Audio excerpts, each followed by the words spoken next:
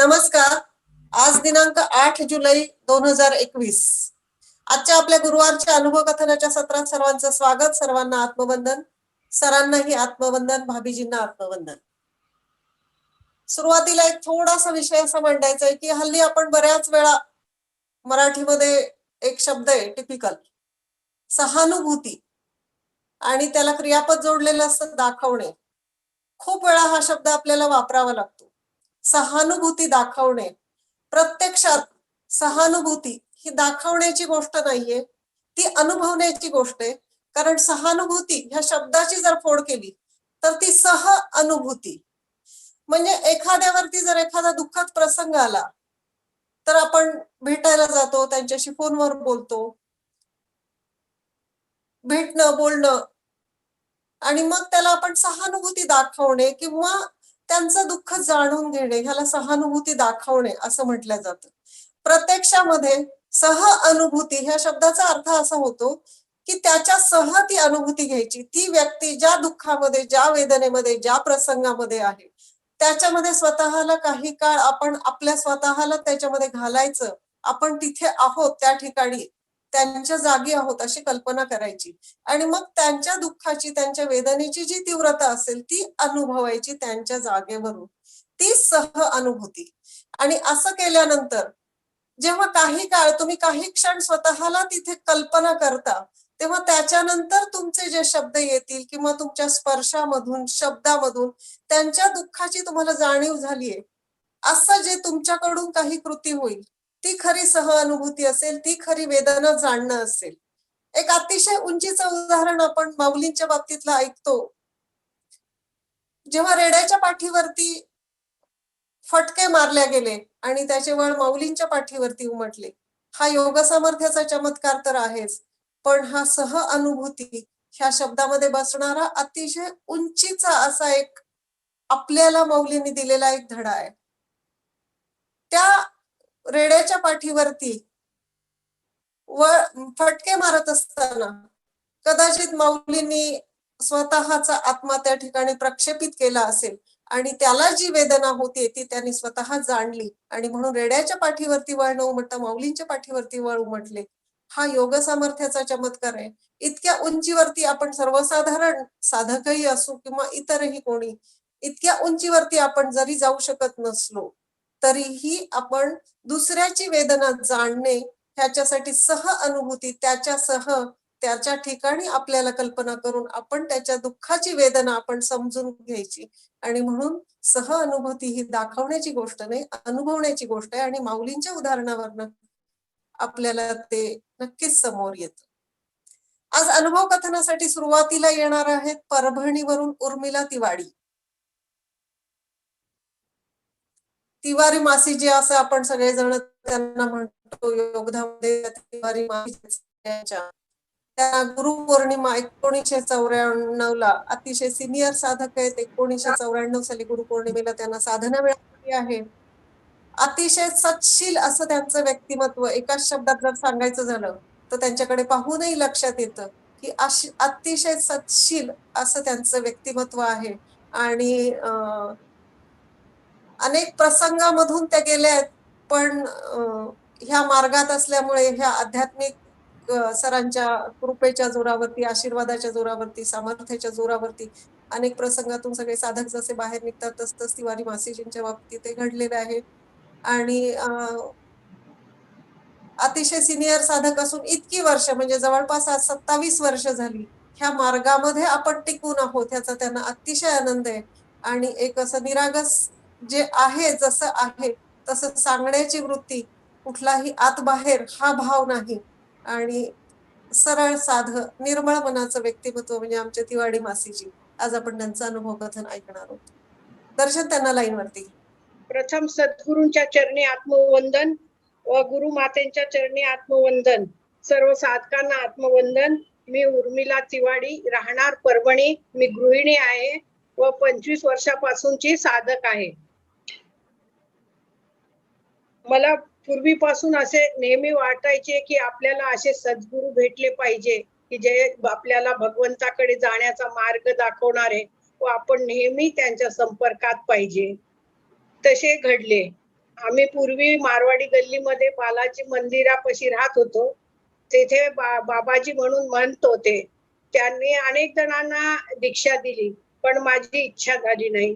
नंतर थोड्या दिवसांनी परभणीमध्ये दोनदा किशोरजी व्यास येऊन गेले व त्यांनीही खूप जणांना भागवत निरूपणासाठी किशोरजी व्यास आले व त्यांनीही खूप जणांना दीक्षा दिली. त्यावेळी माझी इच्छा गुरु करण्याची होती, पण काहीतरी अडचणीमुळे ते राहून गेले. का तर त्याचं कारण असं होते की पुढे हे असे सद्गुरू मिळणार होते, म्हणून ते कुणीही गुरु होऊ शकले नाही. आणि एकदा असेच परभणीमध्ये काळदाते गुरुजींचे गायत्रीचे हवन होते. तेथे मी आणि सारडा भाभी, मुंदडा भाभी आम्ही तिघी जणी गेलो होतो. तेथे आम्हाला परतानी मॅडम व मंत्री मॅडम भेटल्या व त्यांनी आम्हाला सांगितलं की तुम्हाला जर अध्यात्माची आवड असेल तर इथं परभणीमध्ये सोमाणी सरांच्याकडे ज्ञानेश्वरीवर प्रवचन होते व सर खूप छान निरूपण करतात व आळंदीमध्ये साधनाही भेट देतात, तर तुम्ही या. मग आम्ही घरी आलो, विचार करू लागलो की आपण ज्ञानेश्वरीला जायचे की काय, असं विचार केला. आणि मग मला पूर्वीपासूनच संत चरित्र वाचण्याची खूप आवड होती.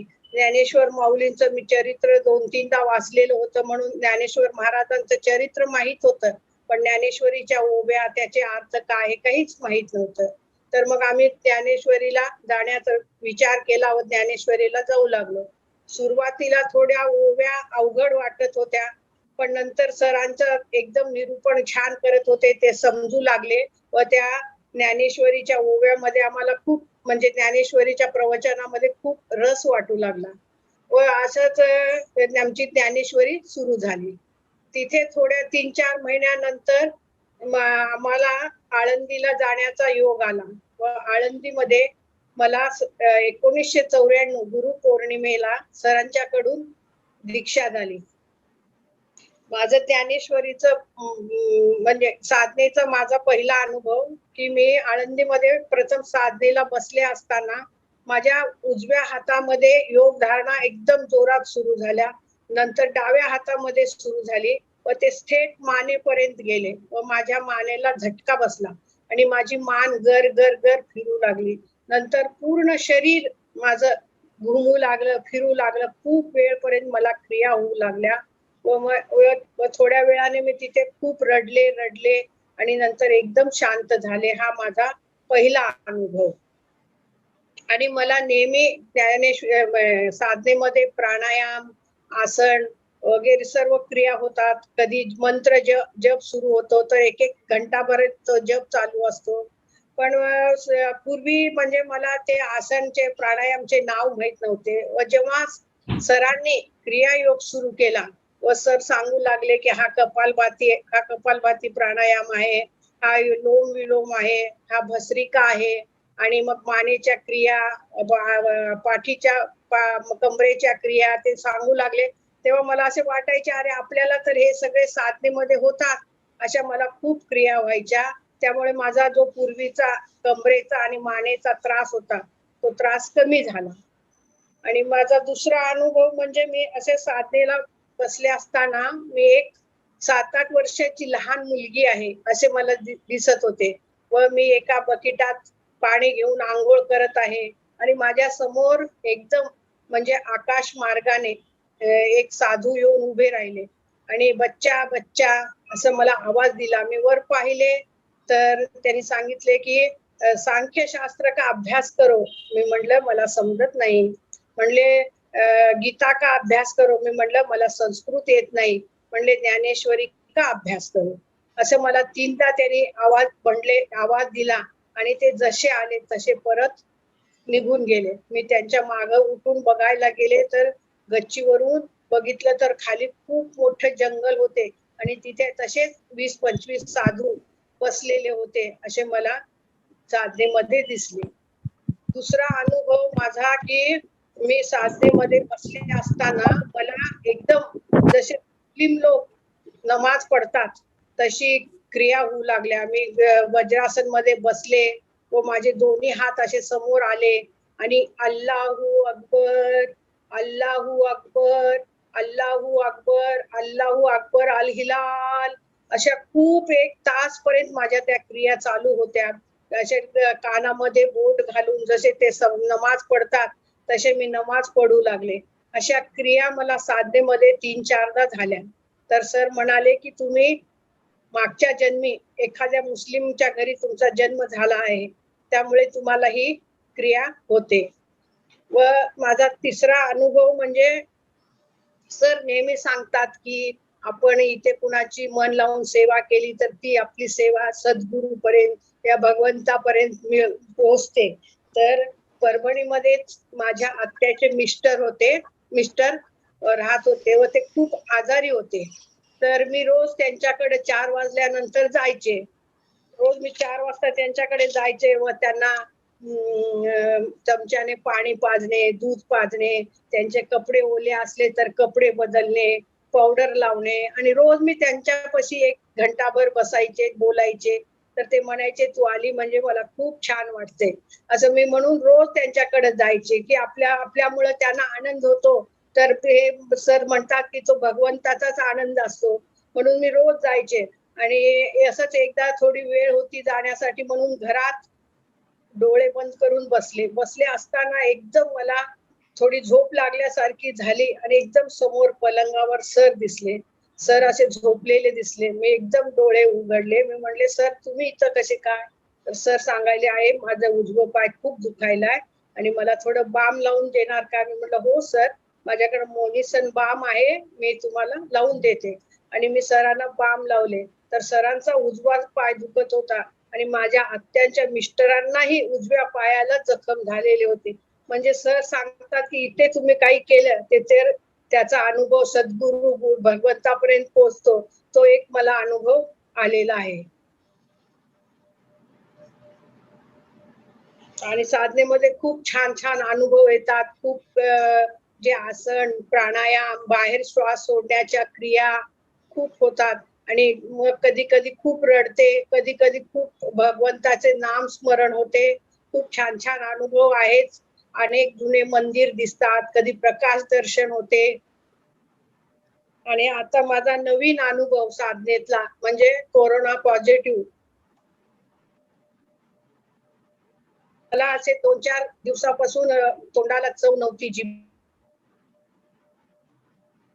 चव नव्हती. तर मला असं काही खाल्लं गोड, आंबट, कडू तर ते चव लागत नव्हते. आणि असं मी सॅनिटायझर हाताला लावायचे तर मला त्याचा वास येत नव्हता. मी असं वाचलं होतं, की कोरोना पॉझिटिव्ह असेल तर असे लक्षण असतात. मग मी माझ्या मिस्टरांना म्हटलं, की आपण आहे ना कोरोनाची टेस्ट करूया. ते म्हटले, "नाही करायचं." म्हणले, "आता केलं तर ते पॉझिटिव्ह सांगतील. काही करायचं नाही." आमचं हो, नाही असं चाललं होतं. त्याच दिवशी आमच्या गावामध्ये पुरोहितजी जे साधक आहेत आमचे जावई ते आम्हाला भेटायला आले आणि म्हणले काय चाललंय तुमचं? मी म्हणलं सगळं ठीक आहे पण मला 3-4 दिवसापासून तोंडाला जिभेला अजिबात चव नाही, वास येत नाही, हे सगळे कोरोनाचे लक्षण असतात. तर ते म्हणले आपण असं करू. मी म्हणलं मला टेस्ट करायची पण हे नाही म्हणत आहे. ते म्हणले तुम्ही येतो सकाळी 10 वाजता आपण टेस्ट करायला जाऊ. मी म्हणलं ठीक आहे. आणि आम्ही नाही म्हणलं आम्ही दोघांची टेस्ट करायची. तर म्हणले ठीक आहे मग दोघांचं टेस्ट करायचं असेल तर तुम्ही 10 वाजता तिथं दवाखान्यात या. मीही तिथं येतो. मग आम्ही 10 वाजता दवाखान्यात गेलो. तेही तिथे आले. आम्ही कोरोनाची टेस्ट केली. तर आमचा रात्री रिपोर्ट पॉझिटिव्ह आला दोघांचाही. पण नॉर्मल म्हणजे थोडा होता कोरोनाचा रेट काय म्हणते ते कमी होता. तर डॉक्टरांना ते रिपोर्ट दाखवलंय. तर त्यांनी म्हणले तुम्ही घरामध्ये राहून औषध पाणी घ्या. घरामध्ये 14 दिवस क्वारंटाईन राहा. ठीक आहे म्हणले. तोच रिपोर्ट आम्ही आमचे नांदेडमध्ये एक जावई आहेत. ते यांचं मेडिकलचं दुकान आहे. तर त्यांनाही कोरोनाचे सर्व औषध, गोळ्या वगैरे माहीत आहे. त्यांना पाठवलं. त्यांनी ते असं सांगितलं, की तुम्ही घरामध्ये क्वारंटाईन राहा आणि औषध पाणी घ्या.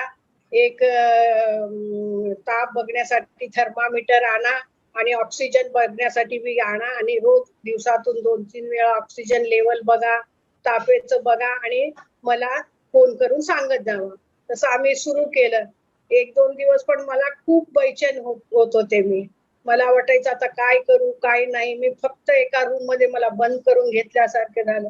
सरांना फोन करू, पण आपण आता 12 महिन्यापासून सरांच्या संपर्कात नाही. सर काय म्हणतील असं मलाच माझं वाटायचं. पण मग मी तिसऱ्या दिवशी सरांना फोन केला. मी म्हणलं सर असं असं आम्ही दोघंही पॉझिटिव्ह आलो आहे. तर सरांनी मला खूप समजावून प्रेमाने समजावलं की तुम्ही घाबरू नका. घाबरले तर ते जास्त होतंय. तुम्ही औषध पाणी बरोबर घ्या, शांत राहा आणि साधना करा जास्तीत जास्त. आम्हालाही सगळ्यांना कोरोना झाला होता. आम्ही त्याच्यातून निघालो, बरे झालो असं मला खूप समजावलं. पण मनाला बेचैनीच होती. मी रोज मग 2 दिवसाने सरांना फोन करायची, सर माझ्या जिभेला अजिबात चव नाही, माझं तोंड खूप आलेलं आहे, मला माझी झोप उडाली, झोप येत नाही. तर सर समजावून सांगायचे, तुम्ही झोप आली नाही तर साधना करा, मंत्र जप करा. पण त्याच्यामध्ये मनच लागत नव्हतं. मग सरांनी आम्हाला एक औषध सांगितलं की तुम्ही मोती भस्म आणून घ्या आणि रामदेव बाबाचं चूर्ण घ्या. मग ते दोन्ही औषध मिस्टरांनी आणून दिले आणि मी रोज ते मोती भस्म आणि ते चूर्ण घेऊ लागले. त्याच्याने मला तोंडाला थोडं तोंडामधलं कमी झालं, त्यामुळे चव येऊ लागली आणि चूर्णमुळे माझे पोट साफ होऊ लागलं, थोडं बरं वाटल्यासारखं झालं. आणि तरी मन बेचैन होतं. मग सरांनी एक मंत्र दिला. म्हणलं तुम्ही सकाळी 1 तास हा मंत्र करायचा, नंतर 1 तास साधना करायची आणि दिवसभर जेव्हा तुम्हाला जमल तसं साधना करत जावा. पण माझं मनच लागत नव्हतं. खूप असं बेचैन वाटत होतं. सरांना मग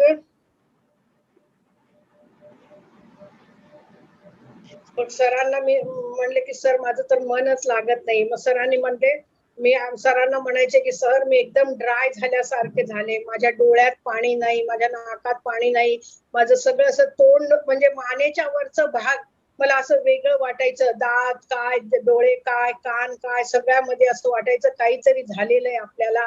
आणि मला मग त्यामुळे खूप असं बेचैन व्हायचं. मग सरांनी मला दुसरा मंत्र दिला की म्हणले तुम्ही हा मंत्र करा, पण हा मंत्र करताना तुम्ही हा मंत्र करा आणि हा मंत्र बसता उठता झोपता पण दिवसभर करायचा आणि साधना जास्तीत जास्त करा. त्यावेळी मग मी साधनेला बसले. मग जो सरांनी मंत्र दिला मंत्र दिला की थोड्याच वेळात माझ्या डोळ्यामधून जे डोळे इतके एकदम सुके झालेले होते, ते डोळ्यामधून अश्रुधारा वाहू लागल्या, नाकातून पाणी वाहू लागलं आणि मग थोड्याच वेळात मी खूप खूप रडले, खूप रडले. साधनेमध्ये खूप रडले आणि मला मग एकदम माझ्या छातीमध्ये ते असं काहीतरी झाल्यासारखं वाटत होतं, ते कमी झालं व माझ्या डोकं बी एकदम असं शांत झाल्यासारखं झालं. त्यामुळे हे सर्व सद्गुरूच्या आणि भगवंत कृपेने झाले आणि झाले. पण मी साधनेत रोज मी बसले की मला तोंडात, डोळ्यात, दातात, कानात, नाकातून अशा खूप क्रिया व्हायच्या. मी डोक्यावर असं थापटायचे जोर जोरात, माझ्या तोंडावर थापटायचे आणि खूप मला जीभ माझ्या तोंडात खूप फिरायची आणि अशा मला खूप क्रिया होऊ लागल्या. परत मी असं म्हणजे जे कोरोनामध्ये मला जो त्रास होत होता तो आता नॉर्मल झाल्यासारखा होऊ लागला व मला थोडे बरे वाटू लागले.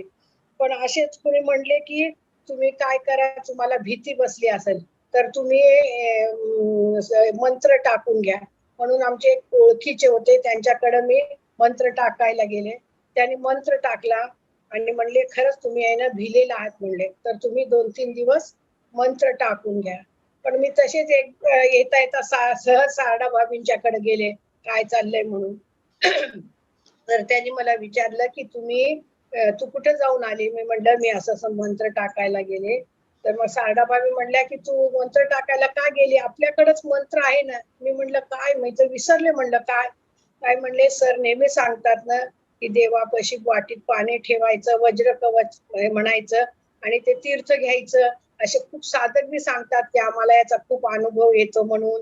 आणि मग तुला माहित नाही का? मी म्हणलं मी विसरले. ते म्हणल्या माझ्या मुलाची तब्येत बरी नव्हती तेव्हा मला सरांनी हाच प्रयोग दिला आता म्हणले, तर तू बी करून बघ. मी म्हणलं ठीक आहे. आणि मी घरी आले व रात्री दिवाबत्ती केली, वाटीमध्ये पाणी घेतलं, देवाच्या समोर ठेवलं आणि वज्र कवच आणि सिद्ध कुंजिका स्तोत्र दोन्ही म्हणले. दोन्ही म्हणून सरांची, सद्गुरूंची, भगवंताची परवानगी घेऊन ते तीर्थ मी घेतलं असं मी सकाळी ते देवाची पूजा झाले की वाटीत पाणी ठेवायचे आणि वज्र कवच व सिद्ध कुंजिका स्तोत्र म्हणायचे. त्यामुळे व संध्याकाळी दिवाबत्ती झाली की परत असं वाटीत पाणी ठेवून सिद्ध कुंजिका स्तोत्र आणि वज्र कवच म्हणायचे व ते तीर्थ घ्यायचे. असे मी 2-4 दिवस ते घेतले की माझ्या डोक्यामधून व माझ्या छातीमध्ये जे बी काही दडपण होतं, काही भीती होती, ते एकदम निघून गेली व मला जी झोप येत नव्हती औषध घेऊनही ती मला एकदम शांत बिगर औषध घेता झोप येऊ लागली. हा त्या म्हणजे सरांचा दिलेला वज्र कवचचा परिणाम. म्हणून सद्गुरूंचे कोटी कोटी धन्यवाद.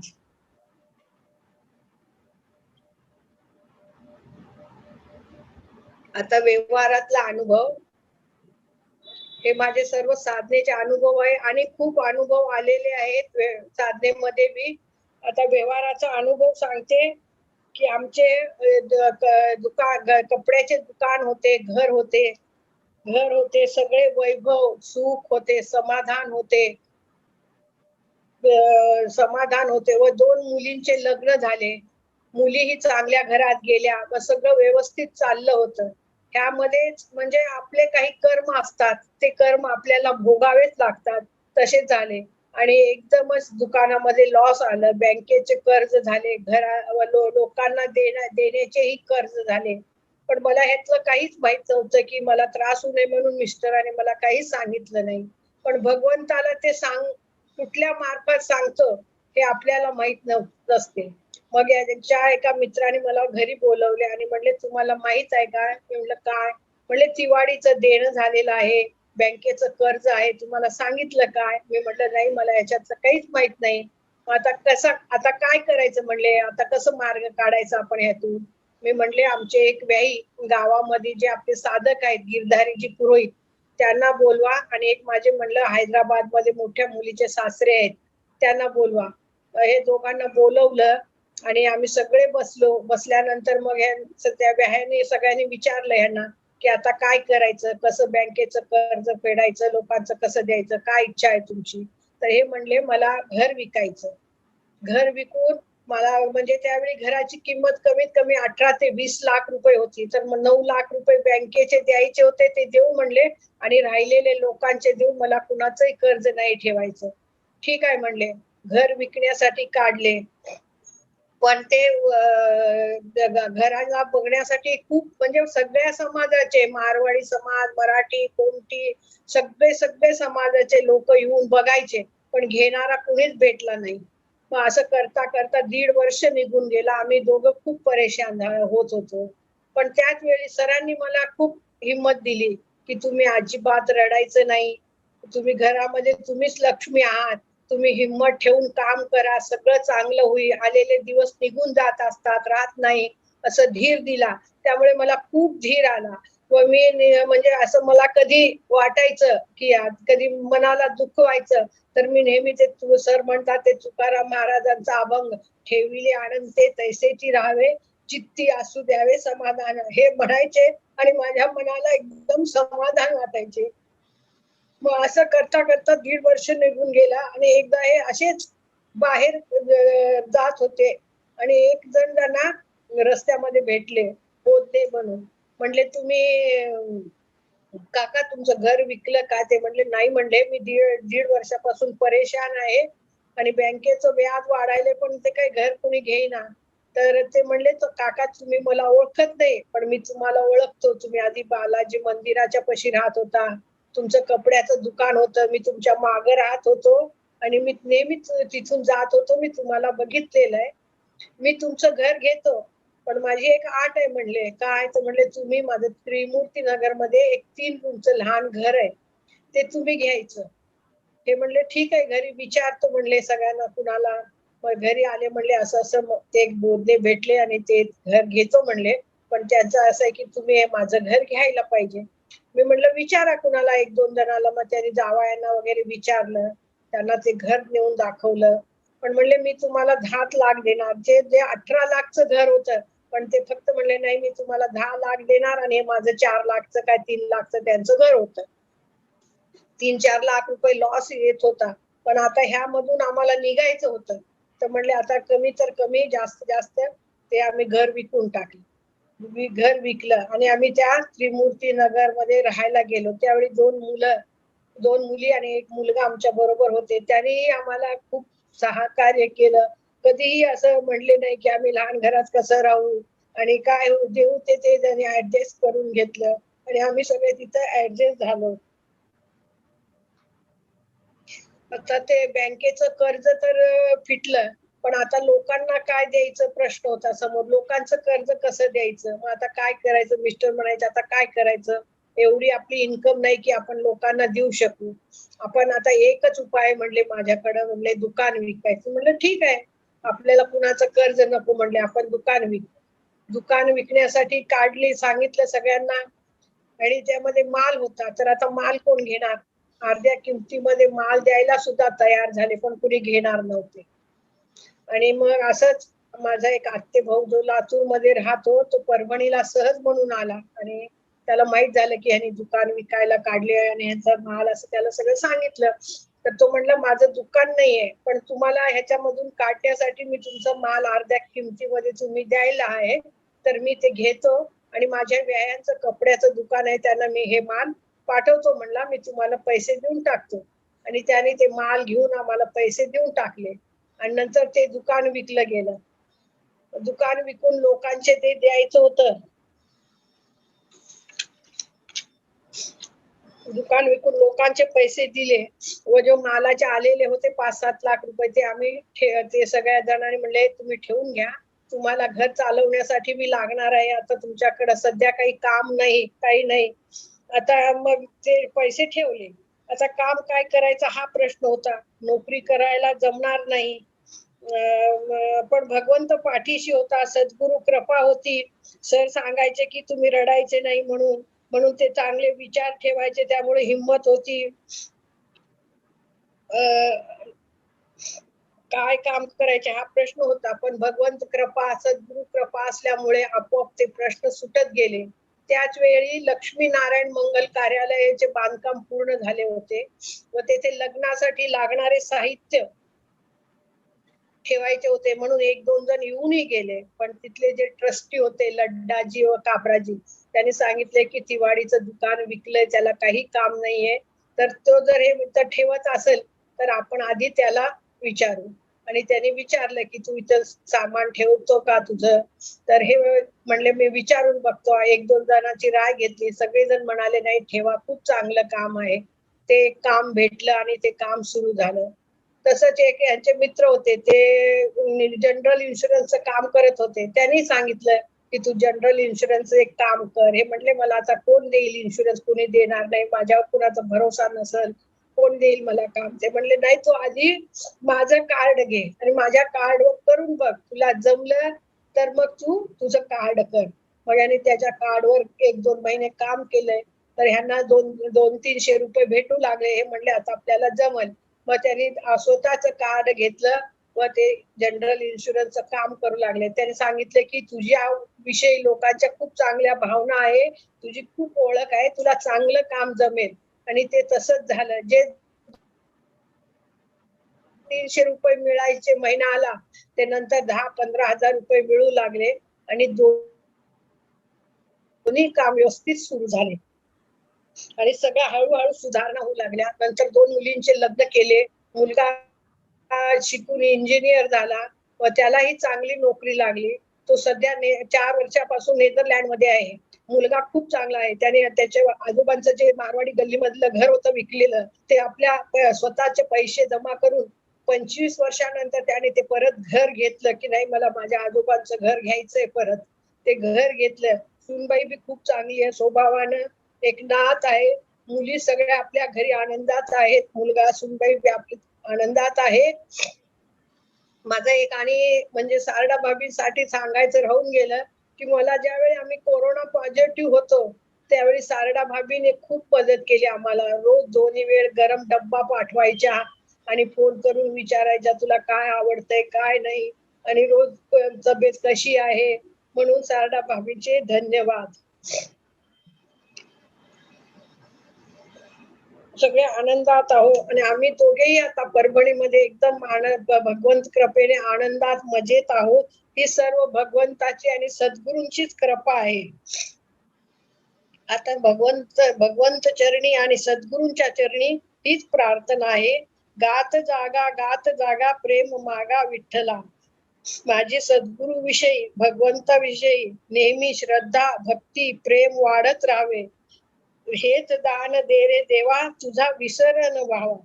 व मी पहिल्यांदाच बोलत आहे, त्यामुळे जे काही चुकले असेल तर सरांनी व साधकांनी मला क्षमा करावी. जय श्री कृष्ण. छान, एकदम छान.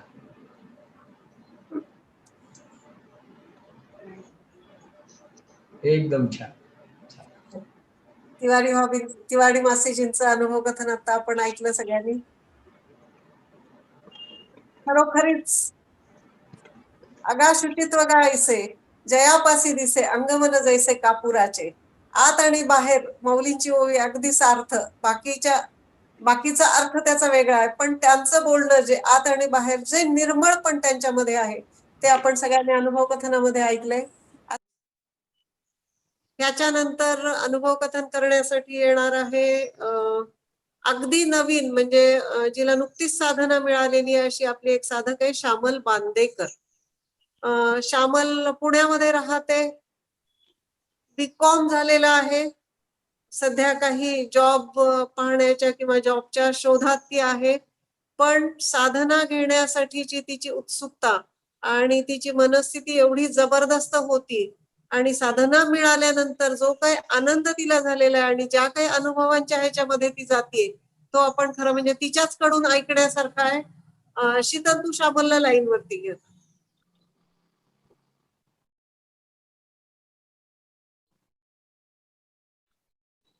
सद्गुरू सरांना आत्मवंदन, भाभीजींना आत्मवंदन आणि गुरुमाऊली अनिताताईंना आत्मवंदन. मी श्यामल स्वप्नील बांदेकर. मला साधना मिळाली 22 जून 2021 ला सकाळी 9:52 मी साधनेचे अनुभव सांगण्याआधी थोडक्यात माझी पार्श्वभूमी सांगते.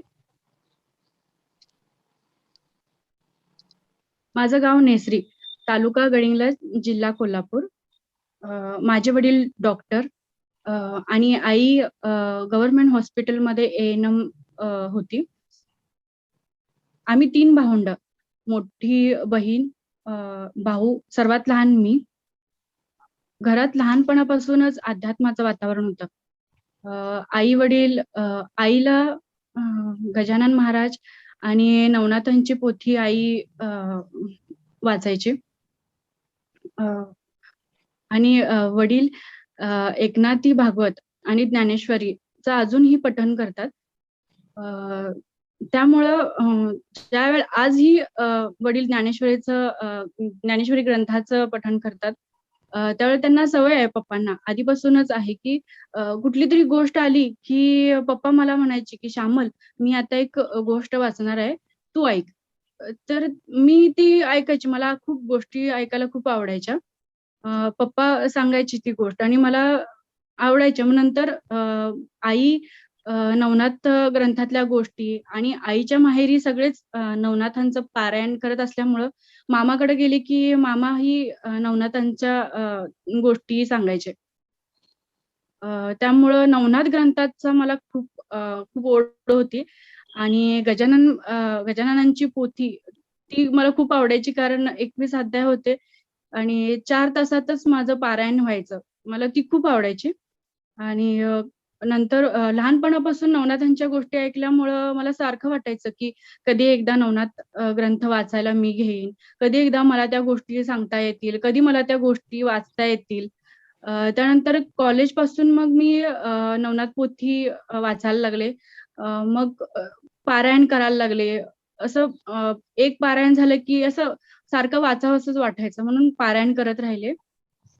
परत सकाळी 4 वाजता उठायचं, अंघोळ करायची आणि ओल्या कपड्यांनीच उंबराच्या झाडाला घागरीनं पाणी घालायचं. असं मला आवडायचं त्यावेळेला करायला.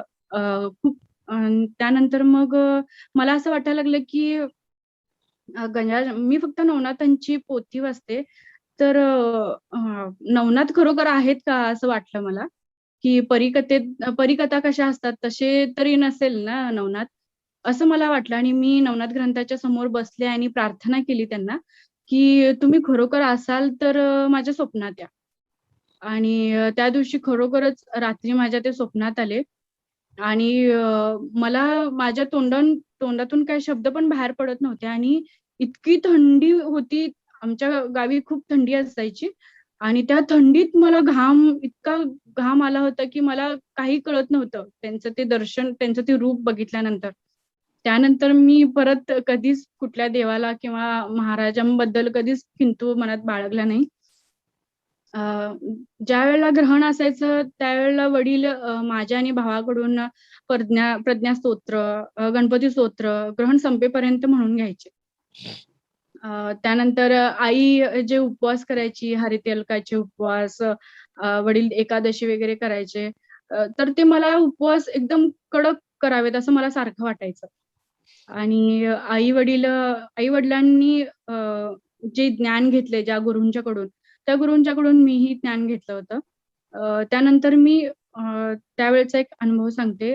ज्यावेळेला मी ती मुद्रा करत होते, त्यावेळेला माझ्या डाव्या कानात शंख वाजतोय असा मला आवाज आला होता. त्यानंतर मी ते मेडिटेशन सुरूच ठेवलेलं. नंतर मग सेकंड इयरला मी ज्यावेळेला जॉबला बाहेर गेले, त्यावेळेला माझं मेडिटेशन हे सुरूच होतं. पण मला असं सारखं वाटायचं, की मला फक्त 10-15 मिनिटंच फक्त मेडिटेशन लागतंय. मला ते आवडायचं. पण ते निर्विचार 10 मिनिटं, 15 मिनिटं असं व्हायचंच नाही. असं कितीतरी वेळ बसावं असं त्यावेळेला वाटायचं. त्यानंतर लग्न झालं. लग्नानंतर कॉलेज संपल्यावर लग्न, नंतर मग प्रेग्नन्सी, मुलगा झाल्यानंतर मी अध्यात्मापासून खूप लांब गेलेले. फक्त संध्याकाळचं मंत्रपठण व्हायचं. पण मेडिटेशन काय होत नव्हतं.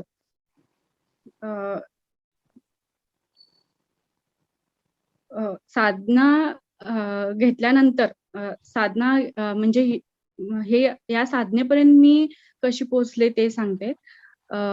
घरात थोडे वाद झाले आणि त्यानंतर मी भावाकडे आले. आणि भावाकडे आल्यानंतर पिंगळे सरांची आणि भावाची चांगली ओळख होती. त्यावेळेला असंच बोलता-बोलता सर म्हणायला लागले, की मी साधनेला बसतो, 4-5 तास बसतो म्हटल्यावर मला आणि भावाला खूप आश्चर्य वाटलं आणि मला इतकं छान वाटलं, की ही कुठली साधना आहे? ही साधना मला घ्यायची. मला त्याच वेळेला मी ठरवलं, की 4-5 तास जर त्या अवस्थेत जर असेल, तर ह्याच्यापेक्षा आनंद दुसरा कुठलाच नाही. आणि तेव्हापासून मला खूप असं वाटत होतं, की मी त्या सरांना विचारत होते, की आपण सोमाणी सरांच्या बद्दल त्यांनी आम्हाला सांगितलं. मला असं सारखं वाटायचं, की कधी एकदा मी सरांना भेटेन, कधी एकदा ते मला साधना देतील असं सारखं वाटत होतं. त्यानंतर पण लॉकडाऊन असल्यामुळं काय सरांची भेट काय इतक्यात होणार नाही असं त्यांनी सांगितलं. मग थोडंसं हिरमुसले मी. मला वाटलं ह्या वर्षी काय बहुतेक योग येत नाही वाटतं असं वाटत होतं मला. नंतर बरेच असे दिवस गेले. त्यानंतर ज्यावेळेला अनिताताईंना भेटायच्या आधीचा एक अनुभव सांगते. अनिताताईंना ज्या दिवशी मी भेटले, त्या दिवशी सकाळी 5 ते 5:30च्या दरम्यान मी मेडिटेशनला बसले होते आणि त्या मेडिटेशनमध्ये मला असं दिसलं, की निळसर ढग आहेत आणि नंतर परत काळे ढग आलेत. परत असं आकाश स्वच्छ झालंय आणि तिथून एक काळी मूर्ती मोठी, इतकी मोठी आहे, इतकी उंची आहे त्या मूर्तीची. ती मूर्ती माझ्याकडं चालत येते आणि काही लोकं तिथं भजन करतायत. मी त्यांना सांगते, की तुमचं भजन जे आहे ना, ते बहुतेक देवाला आवडले. ते येतायत आपल्याकडं. तर त्यांनी ते लक्ष दिलं नाही. पण ती मूर्ती इतकी छान हसत-हसत माझ्याकडे येत होती आणि माझा भाऊ पण होता. मी भावाला म्हणते, "अरे दादा ते बघ कृष्ण येतायत" म्हणून. आणि दादा म्हणते, की "अगं ती कृष्ण नाहीये, ती राधा आहे." मी म्हणते, "अरे नाही रे, ती कृष्ण आहे." मग आम्ही दोघं हातात हात घेऊन आम्ही पायऱ्या चढत-चढत गेलो आणि ती मूर्ती आमच्या जवळ आली आणि आम्ही त्यांच्या पायावर डोकं ठेवून आम्ही नमस्कार करतोय त्यांना. ते झाल्यानंतर मला इतकं छान वाटायला लागलं. मला नवनाथांचा आधी अनुभव आला होता. तर त्यावेळेला मी खूप घाबरले होते आणि त्यानंतर मला असं सारखं वाटत होतं, की असं परत मला कधी दिसू नये म्हणून. पण ज्या वेळेला हे दृश्य मी बघितलं त्यावेळेला मला खूप छान वाटलं आणि असं वाटायला लागलं की काय आहे, मला प्रत्येक असं वाटायचं की ह्याचा काय अर्थ आहे, ह्याचा चांगला अर्थ आहे का वाईट अर्थ आहे, ते शोधून काढायचा मी प्रयत्न करायचे. मग दादा म्हणाला की जाऊ दे, बघू काय होईल ते होईल, पण छान अनुभव आहे म्हणायला लागला. मग परत सकाळी मी थोडेसे माझे वादावाद झाले. मग परत मला असं वाटलं की अरे दादा कसला हा अनुभव? हा बहुतेक वाईटच अनुभव असणार असं वाटलं मला. आणि त्यानंतर पिंगळे सरांनी सांगितलं की आपण अनिताताईंना भेटायला चाललोय. त्यावेळेला मला इतका आनंद झाला की मी ताईंना भेटायला मला साधना मिळणार ह्या अपेक्षेनेच गेले होते. मला खूप छान वाटलं की आता मी ताईंकडे जाणार म्हणून आणि ताईंना गेल्यानंतर वाटलंच नाही पहिल्या भेटीत की आमची पहिलीच भेट आहे. त्या इतक्या छान आमच्याशी बोलत होत्या. इतका वेळ त्यांनी आम्हाला दिला आणि इतकं छान घरातल्यासारखं करत होते की वाटलं नाही की आम्ही पहिल्यांदाच त्यांना भेटतोय आणि इतकं सारं बोलत होत्या की कितीतरी वर्षापासून आमची ओळख आहे असं वाटलं अनिताताईंना भेटून. मग त्यावेळेला वाटलं की नाही, नाही जे मी सकाळी बघितलं ते बहुतेक अनिताताई भेटणार होत्या की काय म्हणून असं असेल कदाचित. जेव्हा मी कॉलेजमध्ये सेकंड इयरला मी जॉब करत मेडिटेशन करायचे. त्यावेळेला मला असं अनुभव यायचे की मेडिटेशन करताना ऋषीमुनी मला दिसायचे. पण त्याचा मला कधी अर्थच कळत नव्हता. आता जे काही होतं त्याचं मार्गदर्शन अनिताताई करतात, वैशालीताई करते. पण त्यावेळेला तसं काही सांगायलाच नव्हतं. पण मी मेडिटेशन करत होते. मला असं सांगायचे की "तू फक्त मेडिटेशन करत राहा. तू शोधत बसू नकोस की काय आहे ते." मग झोपल्यानंतर मी आपोआप वर उडायचे. पूर्ण रूममध्ये असायचे आणि मला अगदी आई गं! काय होतंय हे? मी दुपारी जरी झोपले तरी अशी मी वर तरंगा लागले असं वाटायचं. मग ते मला तसं काय होतंय नेमकं मला काय कळायचंच नाही. जरी मी कुणाला माझ्यापेक्षा मोठे लोक आहेत, जे आध्यात्मिक मधले लोक आहेत, त्यांना जरी विचारलं तर मला त्याचं कधी माहिती किंवा काय आहे हे नेमकं हे कधीच कळालं नाही. पण आता ही साधना मिळाल्यापासून जे अनुभव येतात, तर अनिताताई मला प्रत्येक वेळेला सांगतात, की "नाही घाबरू नकोस, की तू करत राहा साधना. हे चांगलं आहे. काय करायला पाहिजे?" हे अनिताताई आणि वैशालीताई मला मार्गदर्शन करत राहते. साधना घेण्याआधी आम्ही 19 तारखेला सरांना भेटायला महायोगधाममध्ये गेलो. त्या दिवशी मी, वहिनी आणि भाऊ जाणार होतो. पण रविवार असल्यामुळं वहिनी म्हणायला लागल्या, की आज रविवार आहे, तर म्हणजे शॉप आहे आमचा ज्वेलरीचा, तर गिराईक असतं तर मी थांबते. मग परत आमचं झालं असं, की भाऊ आणि मी म्हटलं, की "नाही, नाही तुम्ही पण चला आमच्याबरोबर." मग ठीक आहे म्हणाले, "मी येतो." आणि सरांना भेटल्यानंतर सर म्हणाले, की "एक मनापासून आले आणि एकीला धरून आणले." त्यावेळेला मला हसायला आलं, की सरांनी असं का बोलले असतील? तर मग नंतर मला ते नंतर उघडलं, की हां, की आम्ही वहिनींना आणलंय इथे आणि खूप प्रश्न होते माझ्या मनात. पण मला फक्त साधना घ्यायची होती आणि तेवढंच माझ्या फक्त एक डोक्यात होतं, की मला ही साधना घ्यायची आहे. खूप आतुर झालेली मी. पण मला असं वाटलं नव्हतं, की माझ्या प्रश्नांची उत्तरं तिथे मिळतील. मी काहीही बोलले नव्हते. मी फक्त समोर जाऊन बसले आणि जसं की सरांना सगळे माझे प्रश्न माहीत आहेत, असंच सर सगळे उत्तरं द्यायला लागले. मग सगळी प्रश्नांची उत्तरं त्यावेळेला मी काहीही न बोलता सरांनी मला दिलीत. आणि साधनेनंतरचा त्या दिवशी 19 तारखेला आम्ही भेटलो. मग 22 तारखेला साधनेला यायला सांगितलं. पण 21 तारखेला माझी इच्छा होती, की आदल्या दिवशी महायोगधाममध्ये जावं. कारण मला अजिबात वेळ घालवायचा नव्हता आणि असं मला सारखं वाटत होतं, की उद्या जर चुकून उशीर झाला तर? मग मला साधना देणार नाहीत. असं काहीतरी झालं तर? नको त्यांनी जी वेळ सांगितली त्या वेळेतच पोहोचूया. त्यापेक्षा आदल्या दिवशीच जाऊन तिथं राहूया असं वाटत होतं. पण नाही मला त्या दिवशी जायला मिळालं नाही. पण सकाळी त्यानंतर रात्री 3 वाजल्यापासून मी जागीच होते. कधी एकदा सकाळ होते, कधी मी आळंदीत जाऊन पोहोचते आणि कधी एकदा मला साधना मिळते असं झालं होतं मला. आणि गेलो आम्ही साधना घेतली. सरांना जाऊन भेटलो. सरांनी आम्हाला डोळे बंद करून बसायला सांगितलं, डोक्यावर हात ठेवला आणि तुम्हाला जो मंत्र दिला त्याचं स्मरण करा म्हणाले. आणि त्यांनी डोक्यावर जसा हात ठेवला तसं माझ्या डोळ्यासमोर इतका प्रकाश येत होता की माझ्या डोळ्यात तो मावतच नव्हता, की इतका जसं सूर्योदय झाल्यानंतर जेवढा प्रकाश येतोय असा प्रकाश दिसत होता. नंतर मग निळसर असं वलय दिसत होतं. त्यानंतर माझे हात कुणीतरी, दोन्ही हात माझे असे कोणीतरी घट्ट धरलेत असं वाटत होतं आणि खूप मुंग्या येत होत्या, खूप जड झालेला आणि दुखायला लागलेला तो. मग सरांनी सांगितलं की तुम्ही हॉलमध्ये जाऊन बसा. हॉलमध्ये गेल्यानंतर साधना करायला मी बसले आणि परत माझे हात कुणीतरी घट्ट धरलेत आणि माझ्या हातात मुंग्या येतायत असं असं व्हायला लागलं आणि माझी मान अशी मागे, मागे, मागे जात होती. दुखत होती पण काय माझी मान कोणतरी पाठीमागं ओढतंय असं मी पाठीमागं मान माझी मागे-मागे होत होती आणि इतके डोळ्यातून इतके अश्रू वाहत होते की मला कळत नव्हतं मी का रडते. मी रडतच होते अशी. कितीतरी वेळ मी रडत होते आणि परत मग त्याच्यानंतर मग मला असं दिसलं की मला नवनाथ दिसले आणि नवनाथ महायोगधाममध्ये आलेत आणि एका पाठोपाठ महायोगधाम इतकं भरलंय की कुठेही जागा नाहीये. पण नवनाथ येतच राहिलेत आणि इतकं भरून सुद्धा जेवढे नवनाथांचे शिष्य ते नवनाथ आहेत, ते त्याच्यात सामावतच चाललेत. ते भरतच चाललंय असं दिसायला लागलं.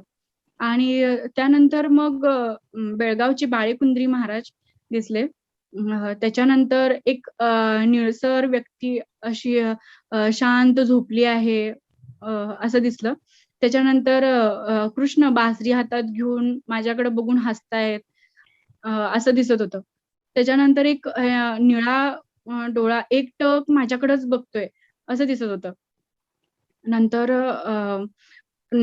दोन्ही साइडून पाणी पडतंय, निळशार असं पाणी पडतंय आणि मी इतकी भिजून सुद्धा इतक्या धावत ते पायऱ्या वगैरे चढते, इतकी पळते.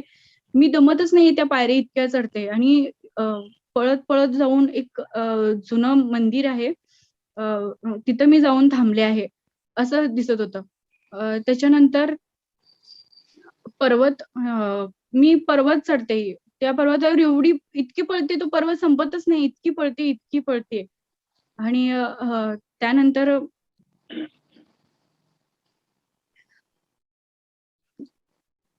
त्यानंतर मग साधना घेऊन आल्यानंतर मी दररोज साधना करायला लागले. आणि साधना मी अजून एक अनुभव सांगते. 2 जुलैला सकाळी 6:28ला मला अत्तराचा सुगंध येत होता. तर मी तो सुगंध अशी शोधत होते, की हा कुठनं वास येतोय, की आम्ही 4थ्या फ्लोअरला राहतोय. तर मला वाटलं 3ऱ्या फ्लोअरला काहीतरी अगरबत्ती वगैरे जाळत वगैरे असतील. पण कोणी नव्हतं. पण मला असा अत्तराचा छान वास येत होता. मग त्याच्यानंतर तो वास बराच वेळ 6:47 पर्यंत होता. त्याआधी 8 दिवस कोणतरी दरवाजावर ठक, ठक, ठक असं करतंय, कोणतरी मला उठवतंय असं वाटत होतं. मग मी अनिताताईंना विचारलं, की असं होतंय, मी काय करू?